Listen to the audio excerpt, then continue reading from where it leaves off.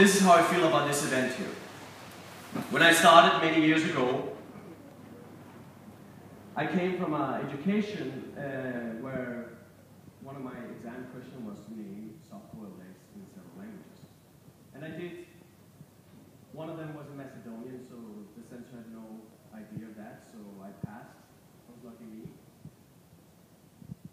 Please, dear God, we've been good this year. We've treated you well. I promised I will do my evening prayers.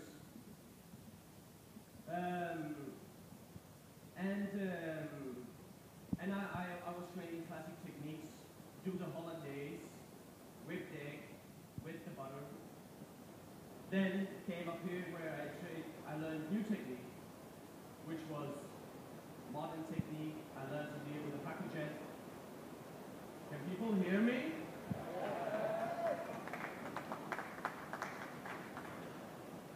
Well, I've written somewhere that our inspiration is the Glastonbury and Roskilde, and by God, we are having Glastonbury and the Roskilde Festival right now. I didn't mean it that literally, actually, I must say. No, then it came up here where I learned new technique that weren't written in the chef books that we were talking. It was the packagette, all these new modern techniques that arose, especially from Spain. And then I opened my restaurant, Noma.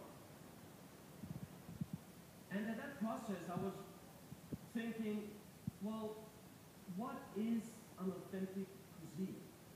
How do you make a cuisine feel like it belongs at a specific point? And then I realized that all the techniques I learned and the reciting of soft-boiled eggs in 3 languages was not enough. There was simply something missing. Because in order for us to somehow grasp our region, our food, we needed to understand our culture, the people we are, the ancient food history, and how we have become the people we are today. A whole new range of questions started occurring to me. And I started reading books that I'd never read before. About ancient food, about hunter-gatherers, about the agrarian period. I read about agriculture. I found out, people, that in the past decade, an astonishing 90% of our crop variety has disappeared. This is an attack on our industry, people. That's how I see it. Don't we want many ingredients to cook with? Don't we want that we have different ingredients throughout the world? Or do we want that we all cook the same things? Because it's going in the wrong direction. We're cooking the same food that are being made with the same seed. This is a problem. We need to take actions. We, the chefs, and the farmers.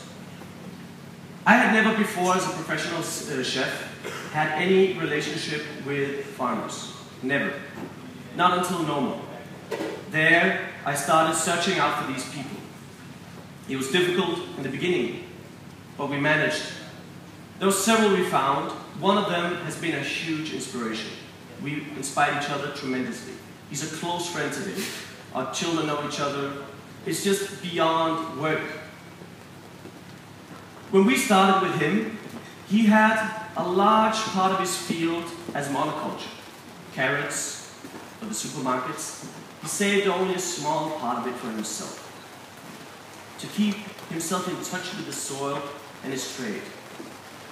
I was at that point starting to read about varieties, old ancient varieties. We were in contact with Nordic gene banks and new seeds.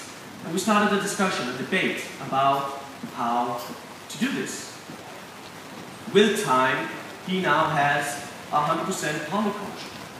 He has an astonishing range of ingredients. With him, our cuisine became better. With him, you, the guest, had better food. We had more ingredients to put onto the plate. We could make more dishes. 8 years ago, I had 2 types of cabbages to choose from. Now, sometimes he has 12, just to name a few. I'm saying this because I believe that these small interactions, even though they're quite small and they may be quite private in a way, is very, very important. Very important, not only for the inspiration, but in a small way, they can actually create real change. And this comes to my point of why we're here.